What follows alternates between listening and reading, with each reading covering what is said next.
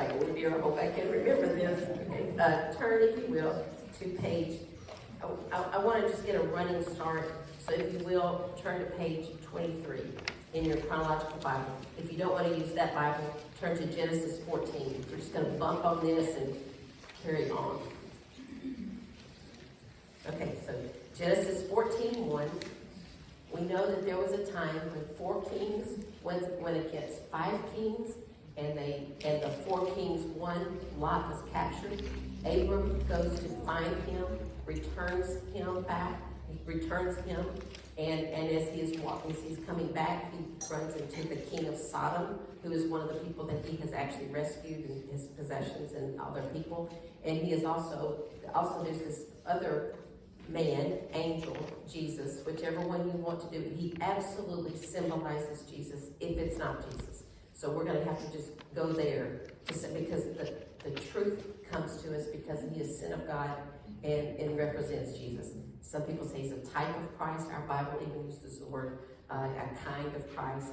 And many theologians believe this was a pre-incarnate of Christ. Okay, so whatever that is, this other king who we're going to call Jesus for the purposes of this. That's actually my opinion, but no matter what your opinion, we're going to call him that for now. Okay, so Jesus shows up, but Abram has some realization of who he is, that he is greater. So you have this king of Sodom who is very grateful to him and offers him all these gifts, and he's like, no. And so, but he sees this other king. And he says he knows that his name is Melchizedek. He must know the things that we're going to study in the book of Hebrews today. Because the writer of Hebrews knows these things. And it had to be transmitted some way. So even though we don't get it here, we're going to find out more about him in the book of Hebrews when the writer of Hebrews recounts the story we're reading in Genesis. We never want to forget that this is one story, and it's weaving all the time to point to Jesus. So here we are in Genesis 14. Abram returned from his victory over Kedorlaomer and all his allies. The king of Sodom went out to meet him in the valley of Shavah, that is the king's valley. And Melchizedek, that's who we're going to talk about. Melchizedek, this is this one who's Jesus. Melchizedek, the king of Salem and a priest of God Most High. Now, you think about it for just a second. All the other stories we know, they are priests, that when Moses comes, they're going to set up the priesthood, and that is going to be Aaron's family.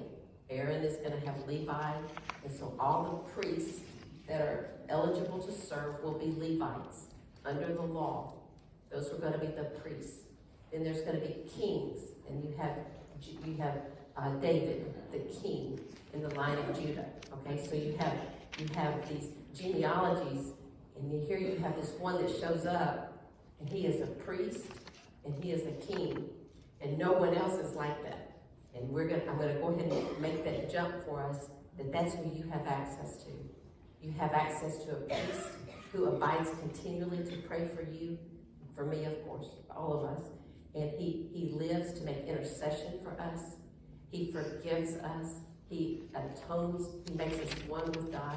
He is a priest who forever abiding priest that you have that is seated at the right hand of the Father, that speaks in words that we don't know how to put into words the things for our prayers. He is our intercessor. He is one who lives to make intercession for us. This is your priest that shows up to talk to Abram. He is also our king, which we will sing about at Christmas. You know, this is the king. He has come as this little baby. He is a baby. He is a person. He is this king. And he rules and he reigns and he's sovereign. He is a scepter. And I mean, he is fully king. He is fully priest. He is fully God. Okay, he is a king of Salem. He is a king of this. His name means king of righteousness. He is right before God. He is a king of peace. He is whole in every way. And he shows up to Abram when he's coming back from this victory. He comes in and so Abram meets him, and Abram has every right to be hailed as the strongest and most victorious man ruling at the time. He has dealt with 9 kings going against each other, and he ends up being the one who is supreme. And he hits this Melchizedek, and it's like, whoa, woe is me. It reminds me of Isaiah, who's this prophet. He's in, and he says, and he's living in the days of the king, but it says, in the days that the king died, in the days that King Uzziah died, I saw this one high and lifted up, and he said, woe unto me, because he realized the difference of man and the difference of God, and that we would come to that place of like, Lord, thank you that you would come to us like you came to Abram. Okay, so here he is. So he says in verse 18, Melchizedek, the king of Salem and a priest of God Most High, brought Abram some bread and wine. We believe that this is symbolic of communion. He is bringing this, the Melchizedek brought this to Abram, the bread and the wine, the foreshadowing of the body and the blood that would be shed for us so we could have this priest and king. Melchizedek blessed Abram with this blessing. So this is someone greater than Melchizedek, right? It's the one who blesses, the one who blesses is the greater. The blessing, and so Melchizedek is greater than Abram. You would think after the spoils of war, it would be like, oh boy, you've got all this stuff. Please bless me, but not this one. This one is greater than Abram. And he blesses Abram with this blessing. Blessed be Abram by God Most High. The blessings of God are brought to him through Jesus. They're brought to us through Jesus. And creator of heaven and earth, and blessed be God Most High, who has defeated your enemies for you. And any success that you have, that has come through the power and the sovereignty of God. And Abram gave Melchizedek 1/10 of all the goods he recovered. He understood this was the greater one, and he gave him 1/10 of all that he had possessed because of this defeat, the spoils of war. He tithed to him, knowing the victory was given to him. The reason he has so many things is because God has blessed him. The creator of the world had blessed him. So he gave, in acknowledgement, he gave him 1/10 of those things. It is yours. You gave me these things. This is yours. And I'm so glad that we're in different churches and that I'm not like a preacher and so that it can never be twisted. They're talking about money again. They're trying to raise money for the church, And it's so freeing for me to be able to say this because I am completely out of the equation. But we must, as a people, be giving to our churches, a storehouse of God. Recently with the SNAP things that were taken away, so many hungry, and the church stepped up. It's like that's how it was meant to be. And that we bring things, our tithes, into the storehouse. And you may say, well, I don't agree with something. It's like we are giving to the Lord. And there are times if you may give somebody, I don't know, they may go do something terrible with it. Well, but what we're doing is we're giving to the Lord with the best that we know. And we would rather err on the side of, I gave to you, Lord, when you were hungry, rather than, I didn't think they were really hungry. And Jesus was saying, I was hungry. That we want to make sure that this is, even at this point right here, that Abram is so in acknowledgement of who God is, that he has given to him from the spoils of war that he has given to us. And if God has given to us, that we would give 1/10 back to him, at least 1/10. And then the offering would be above that. But that is what, and a lot of people say in the New Testament that 1/10 is not required. But I say if it's not required, then it's going to be more. Because everything in the New Testament is a heighten of the Old Testament. So you probably want to stick with the Old Testament.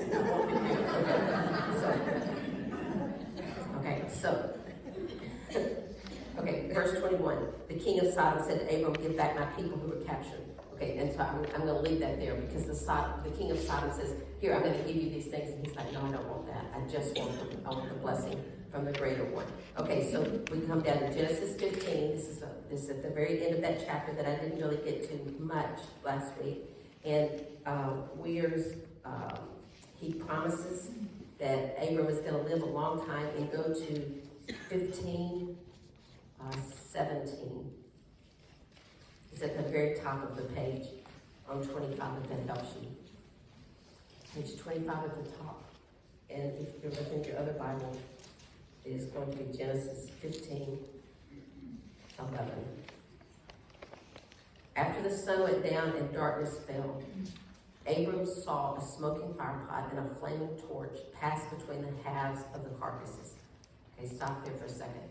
Last week we saw where God told him, go get these animals and half them and separate them. And this was for covenant purposes.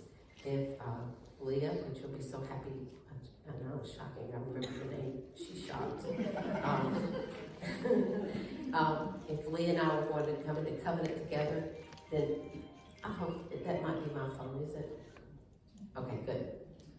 I'm just glad it's not mine. Okay, so if there's these, we would make this covenant that we would have these animals and that we would walk between them, and we're cutting this covenant, that these belong together and we are coming together to make this covenant. But what's happening with Abram is it says that it is nighttime, the sun went down, darkness fell. Abram saw a smoking firepot and a flaming torch pass between the halves of the carcasses. Abram is not part of this. This is just this light. The presence of God is making the covenant. He's making a covenant with Abram, but it's not like I'm going to do this and you're going to do this. And so therefore we're in covenant. God is like, you stay right there. This covenant is unilateral. It is going to be, it's just me. I can swear by no one else because there's no one greater. So I'm going to swear by myself, this is what's going to happen. Okay, and so it says that Abram saw the smoking firepot and a flaming torch pass between the halves of the carcasses. Verse 18. So the Lord made the covenant with Abram that day and said, I've given this land to your descendants. This is going to be the land of Canaan. This is going to be the promised land because it's promised. Okay, and so he says, I've given you this land to your descendants, all the way from the border of Egypt to the great Euphrates River, the land now occupied by the Kenites. Kens follow people. Okay, so this is, he is giving them this land, and he is saying, no one, you don't have to do anything for this. This is what I'm going to do for you. Okay, so I want us to pick up this story in the book of Hebrews to see their commentary on what happened. So if you will, please turn to page 1242. 1242. And it would be Hebrews 7. If you're on your computer or something like that, we're going to get a running start by 6. Okay, so, but it's page 1242.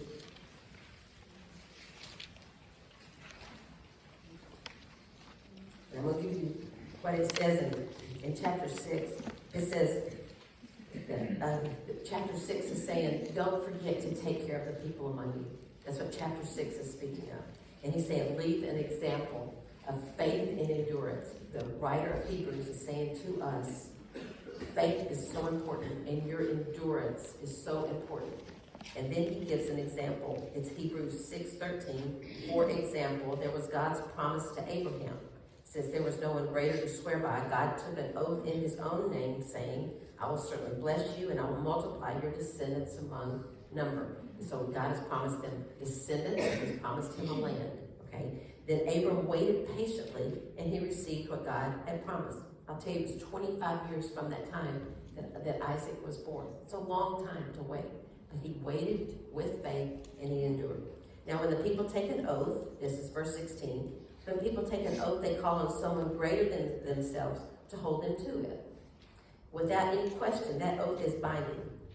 God also bound himself with an oath, a promise, so that those who received the promise could be perfectly sure that he would never change his mind. It's not like, well, Abram didn't do right, so now it's no longer the Hebrew land. It's no longer that because they didn't do right. He's like, no, I'm telling you, it's based on me and me alone.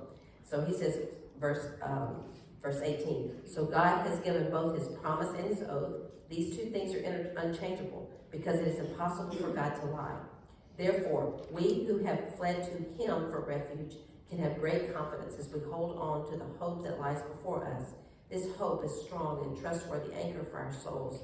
It leads us through the curtain into God's inner sanctuary. This is a reference once again of the Old Testament when the temple had a curtain and only the high priest could go in there. But when Jesus died, that curtain was rent, was torn, was ripped, that all of us can come boldly into the presence of God. But it was in the Old Testament, once again, it's a copy and a shadow of the things that are to come. So it gives us a visual that every one of us have access. We are invited in to find this one who has come to us, this Melchizedek. It says Jesus has already gone in this sanctuary, into this, behind to the presence of God. He's already come there. He has become our eternal high priest in the order of Melchizedek. Jesus came as the priest and the king. He came in that order, not the order of the law, which was Levi. He came as a new order of a new covenant, and he is the priest that we now have in the order of this Melchizedek that showed up to Abram. Okay? So this Melchizedek, that we now are in Hebrews 7, this Melchizedek, he was king of the city of Salem and also a priest of God Most High. Okay? And this Salem means peace. From what I read, this is where we get the word Jerusalem. You know, this is that part of the word. But okay, he was the city of peace and also a priest of God. I'm sorry, a king. So he's a king and a priest. Does everybody see that? Okay. A priest of God Most High. When Abraham was returning home after winning a great battle against the kings, how many kings? 9. Yeah, that's good. Y'all know the story. Okay, after winning a great battle against the kings, Melchizedek met Abram and blessed him. Then Abram took a tenth of all he had captured in battle and gave it to Melchizedek. The name Melchizedek means king of justice, or in some of your Bibles it will say righteousness. It means what is just and right in God's eyes. He's the king of that. He is the king of all truth, of all justice, all righteousness. That's what the name Melchizedek means. And the king of Salem means king of peace. So he's not just the king of one thing, he's the king of many things. He's a priest for all of us, and he reigns as a priest and a king. There is no record. This is where I go from. This is where I get my thinking that it's Jesus. Okay, verse 3. There is no record of his father or mother or any of his ancestors. You know all the genealogies? Melchizedek's not in any of them because he doesn't have a mother nor a father. He has been from the beginning. And so he says there's no father or mother or any of his ancestors, no beginning or end to his life. He remains a priest forever, resembling the Son of God. Okay, so here we have one that has, just as Jesus, no mother, no father. And he has come to us as he has come to Abram. He reigns as a king and a priest forever. Okay, verse 4. Consider then how great this Melchizedek was. Even Abraham, the great patriarch of Israel, recognized this. He recognized his greatness. And he gave him a tenth of what he had taken into battle. Now the law of Moses required that the priests, who are descendants of Levi, those with the law, must collect a tithe from the rest of the people of Israel, who are also descendants of Abraham. But Melchizedek, who was not a descendant of Levi, he collected a tenth of Abraham. It goes on to, I want to skip down for just a minute to verse 8. It says, the priests who collect tithes are men who die. So Melchizedek is greater than they are because he lives forever. It goes all the way down to verse 11. So if the priesthood of Levi, on which the law was based, if it could have achieved the perfection God intended, why did God need to establish a different priesthood with the priest in the order of Melchizedek instead of the order of Levi and Aaron? In other words, why did God change that lineage of the priesthood? Why would he go from the law to this grace? Why would he go from Levi, the Levites, that he told Moses, set up these Levites? Why would he go to this order of Melchizedek? And it is because the law changed. Jesus fulfilled the law. So he no longer had to fulfill, he completed it. And he now reigns in a law. He is a priest and a king in our covenant of grace. That there's a grace that is extended to us, and it's not based on our goodness or what we can achieve, but it is based on what Christ has already achieved for us. And as he shows up, that we would have the eyes to say, this is the greater. This is the greater one. This is greater. He's greater than I. He's greater than my sins. He's greater than my shame. He's greater than any good I could do. He's greater than any bad I have done or will do. He is king over all. He is the one who brings us peace. He is the one who makes us right before God. He's the one who's gone into this inner sanctuary and said, come here. He is the light of all, who has said, now you are lights of my world, because I'm going to put my very spirit in you. He reigns in us by the Spirit of God, and he has become of the order of Melchizedek. This one who showed up for Abram. Okay, so verse 14, our Lord came from the tribe of Judah, and Moses never mentioned priests coming from that tribe. In other words, that is a completely different ancestor and privilege of serving. So this change has been made very clear. I'm in verse 15. This change has been made very clear. The change from Levi, the old law, the law to grace. This change has been made very clear since a different priest, who is like Melchizedek, has appeared. Jesus became a priest, not by meeting the physical requirements or belonging to the tribe of Levi, but he became a priest by the power of a life that cannot be destroyed. And the psalmist, this is David, pointed out this when David said, you are a priest forever in the order of Melchizedek. And that's in Psalm. Like, that is the priest, that's that lineage of the king, of King David, and he is going to be in this line of Melchizedek. Yes, the old requirements about the priesthood were set aside because it was weak and useless, for the law never made anything perfect. But now we have confidence in a better hope through which we draw near to God. And so we want to say, Lord, life gets us very busy. It pulls us in all these directions. But may we have the grace to be able to say, Lord, I need to see that you are the greater. That you are the greater one who's come to me, and that you continually offer me life, and you offer me peace and righteousness. And just as we can draw near to God. And I'll just encourage you, I think so many of you do this, but just in the case that there's some in here that don't, maybe one or two, but if there are people that you don't really talk to God, I encourage you to do that. And I encourage you to be just very, very honest, because in the Psalms, they were very, very honest with God. And they would say, how long, Lord? How long is it going to be before you do these things? But then the whole idea of coming to God, that's the point of your faith. And what he doesn't want us just out here just mouthing, but he doesn't mind us trying to reconcile it with him. To mouth to him, as long as we realize his sovereignty, is a good thing. It's part of working through relationships, part of loving one another. Why is it this way, Lord? Have you forsaken me? Have I gone too far? My heart is hurting. It doesn't seem fair. Whatever those things are, bring that to the Lord. That lamentation is part, the lament is part of the scriptures. That we can come and be honest, but to stay at arm's length because you know you have a lot to say that you don't really want to say to God is only taking you away from your priest. Your priest has come to hear those things, to talk to God, and to be an intercessor for you. He is the way that we are reconciled to God. He is our righteousness. He's the one who makes us right, and he is the one who will bring us peace in our brokenness. Okay? So let's go from verse 20, just so you can still see this. This new system was established, this new system of Melchizedek. This new system was established with a solemn oath. Aaron's descendants became priests without such an oath, but there was an oath regarding Jesus. For God said to him, the Lord has taken an oath and will not break his vow. You are a priest forever.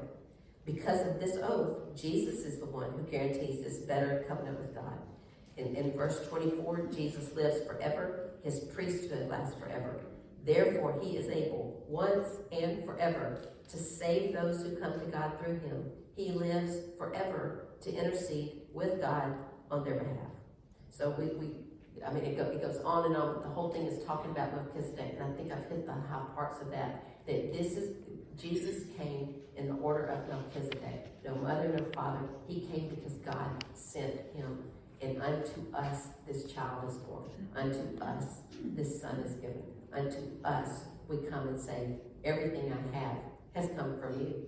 And we recognize there is one greater who is among us, and that greater is Jesus. He is our King, and he is our priest. Okay? So go back, if you will, to Genesis.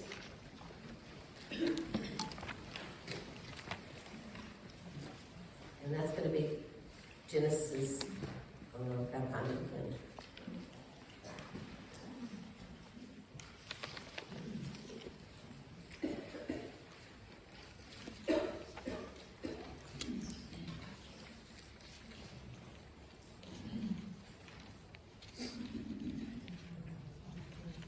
25. 25. I think it is, yeah, thank you. 25. Okay, so we're going to now look at Genesis 16:1. We're going to pick this back up. Okay, this is before Sarah's name is changed. This is page 25. It is Genesis 16:1. Look that. Now Sarai, Abram's wife, God is going to change both of their names to Sarah and Abraham, just in case you're lost with that. Sarai, Abram's wife, had not been able to bear children from him. But you know, he does have that promise that the descendants, okay? So, but she had an Egyptian servant named Hagar. Okay, everyone that I can read from believes that they probably, most assuredly, got this slave, this woman, Hagar, when they went down to Egypt. Remember when they went down there and he said, "This is my sister." They were down in Egypt because of this family. And then the king said, "Here, take all these things and go your way, please, just leave." And so many people believe Hagar had to leave her home there to come to a people. And so she is this handmaid for Sarai. Okay, so verse 2. So Sarai said to Abram, "The Lord has prevented me from having children, so go and sleep with my servant. Perhaps I can have children through her." In other words, she's going to be like the surrogate. And this was a legal thing. I mean, this was known to happen. This was not something that's just so crazy. They were, at the time that the law had not been given, but it is going to be disruptive. Perhaps I can have children through her. My point of this is, even though it was legal, it was not the way that God intended. And we don't want to make our rules of like, well, the government says we can do this, but just to always come back and say, "But Lord, what do you say? Is this okay with you?" Or whatever that is. So she's like, "Okay, we have this promise. We're going to have all these children. Promised you, Abraham, Abram, you're going to have all these children. I can't have children. So sleep with her. I'll take the child." That's the setup. Perhaps I can have children through her. And Abram agreed with Sarai's proposal. So Sarai, Abram's wife, took Hagar, the Egyptian servant, and gave her to Abram as a wife. This happened 10 years after Abram had settled in the land of Canaan. So Abram had sexual relations with Hagar, and she became pregnant. But when Hagar knew she was pregnant, she began to treat her mistress, Sarai, with contempt. It's like, "Well, I've got the baby." I don't know how that went, but it was not good for Sarai. It was like, she's just like, "I'm the one that told, I'm the reason that you're pregnant," and all that. But it is really, they're so contentious. Verse 5, then Sarai said to Abram, "This is all your fault. I put my servant in your arms, but now that she's pregnant, she treats me with contempt. The Lord will show who's wrong, you or me." In other words, we're not letting this go. This is very, very contentious. And I want you to realize this. We read things that had happened one time, and then the next thing happened, and the next thing happened. But this is, the scriptures move so slowly. We just have the recap of the story so we can follow it. But this is not a one-time argument. This is going on, okay? Okay, so Abram replied, "Look, she's your servant. Deal with her as you see fit. Do what you want." Then Sarai treated Hagar so harshly that Hagar finally ran away. And I want you to see the word "finally." It's like it just became miserable. And in this day, Hagar, it's not like you're running to mama's house. You know what I'm saying? You're not going to another place. There's another place that we can go stay here. I'm pregnant. It's like you're leaving. You're willing to leave everything because you can't live here. The angel of the Lord found Hagar beside a spring of water in the wilderness. So she has fled. It's at this area, from what I can read, it's going back toward Egypt. But it's a long way. And she's found this spring of water in the wilderness, along the road to shore. The angel said to her, "Hagar, Sarai's servant, where have you come from and where are you going?" Okay, so at this point, it must be something. It's always something if God speaks to us. And he says to her, what do we realize that he knows about her? Look in verse 8, you can just call it out. What are some of the things he knows about this God, Jesus, who's showing up to her? what this angel who is speaking on behalf of Jesus, or Jesus, what does he know about her? He knows what she's doing. He knows what she's doing. What else? Who her mistress is. He knows who the mistress, yes. He knows who his mistress, the mistress is, yes. What else? What did you say? She will have a son. Yeah, but we're not yet. What? He hears her cry. He hears her. He knows her name. I mean, what if God showed up and said, Diane? It's like, yes, yes, yes. That is. It's a it's a pinpoint. It is this person. Of course, there's no one here to be confused with, but yet she is realizing he knows me, and I wish we could get that. That he knows us. He knows our uprising and our downfalls. He knows when we fall. He knows when we rise. He knows, it says, if you make your bed in the pit of hell, he is still there. If you ride the wings of the clouds, God is with us. And he is with you, and he is with us collectively and wants us to gather together. He says that in his scriptures. Don't forsake being with others. But then he also says he pulls us out alone and he speaks to us.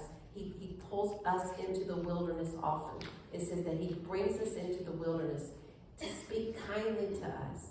I mean, I always think if he's taking me to the wilderness, it's like, it's a whipping, it's like, I'm going to be in so much trouble if it's just God and me and we're going to have a heart-to-heart talk. I know that's not going to go well for me. And yet he says, I'm bringing you out into the wilderness to speak kindly to you. And for this brokenness, for this place where you're despondent, I'm going to provide for you a door of hope. This is the God, this is the priest, this is the king who continually comes to Hagar and says, hey, I see you. Look at this once again, verse 8. The angel said to her, Hagar, Sarai's servant, where have you come from and where are you going? Who else did he say? Where are you?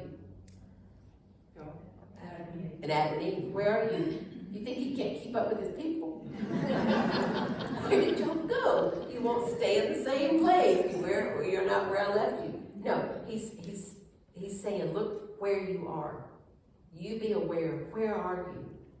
And so she says, I'm running away from my mistress. I mean, it's like, once again, not sure what's happening here. I'm running away from my mistress, Sarai. She replied, the mistress, Sarai, she replied. The angel of the Lord said to her, return to your mistress and submit to her authority. That is terrible news, right? I've just met someone who knows my name, who's going to tell me all these things about me, and he's going to tell me something I don't want him to say. Isn't that our fear? If we're really honest, that's how we don't want to draw close to God. He's going to say, yes, I know you. Yes, I love you. Yes, I have provided for you. Now go do the thing you detest. And so we're just like, I'm just not going to go talk to him. We're just going to pretend like everything's okay. But we miss the treasure. We miss the lordship of Christ, his sovereignty, his story for us, how we're made to be in this world. And so he says, submit to her authority. Then he said, I will give you more descendants than you can count. In other words, that was a true blessing in that day. So she also knows that she's not going to die. On this road, this is not the end of the story. There is a future for her that he is indicating. I already know these things. And it must have been quite a comfort. And the angel said, you are now pregnant and will give birth to a son. No sonograms, you understand, right? I mean, this was like they come out and say, the blue balloons go off of the smoke tower. I mean, this is the reveal. This is the reveal right here. You're going to have a son, which she did not know at that point.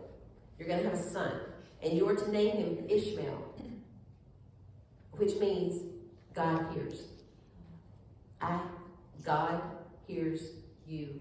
Name this son. God hears, which is the word Ishmael. For the Lord has heard your cry of distress. And so this is where we learn that there was all these tears prior to this, all this contempt, all this just miserableness, if that's a word, and God is saying, I have heard your cries. Throughout the scripture, God says, I have heard your cry. And he says, I've come down to help you. God hears us in our tears. He hears us in our brokenness. I have heard your cry of distress. This son of yours will be a wild man. Once again, it's like, no, now you're messing up the story. You're about to tell me everything was going well for just a second, and now you're going to tell me things I don't want to hear. But once again, what we're looking through this is God is sovereign. He knows all these things, and he knows it from the very beginning. And he's just explaining to her, I know all these things. He says he will be a wild man, as untamed as a wild donkey. He will raise his fist against everyone, and everyone will be against him. Yes, he will live in open hostility against all his relatives. Therefore, Hagar used another name to refer to the Lord. So she is hearing this, and it is so comforting to her. Even in this story, she's comforted. There's a God who sees. I'm not just take it away. You're just going to have this. You're just going to have this baby. You're on your own. What a comfort that this God is saying, I already know all these things. I'm going to tell you now. And she sees that as a comfort. And she says that she's going to use another name to refer to the Lord who had spoken to her. It's like, you get another name. And she said, you are the God who sees me. You are the one who has come to me. When everyone else has turned their back, when everyone else is fighting over what I'm doing here, and I just did what these people told me to do. And he's saying, I see you. I see your worth. And she also said, have I truly seen the one who sees me? Have I seen the one, this God who would come to me? So that well was named. She named that place where that spring of water right there in the wilderness. She named it Beer La. Let me see, I got it. Beer La Hai Roe. Which means well of the living one who sees me. It can be found between these two cities. Okay, so when you hear that there is like El Shaddai, El Elyon, it's the God of these things. There is El Roi. It is the God who sees. I told my daughter, Rosemary, you will think this is especially funny. I was going through these names one time at home. I was getting ready to speak somewhere, and it was all the names of God. And so Katie was in there, and so I was just going over with her, and I got to that El Roi. And she said, isn't that your uncle's name? And that was Leroy. And I said, no, it's not.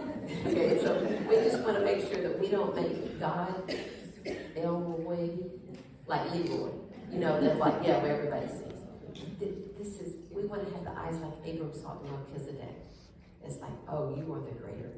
You have come to me. You are the God who sees. You are the God who is worthy of it all. Okay? So then, so it means well to live one. It can still be found in verse 15. So Hagar gave Abram a son, and Abram named him Ishmael. Isn't that, can you imagine that conversation? How does Abram know to name him Ishmael? Because there was this God who, he saw me, he heard my cry. I mean, this is a lot of conversation here. This baby is then born, is a son, his name is Ishmael. Abram was 86 years old when Ishmael was born. I mean, it is like a faith and endurance we hold this to.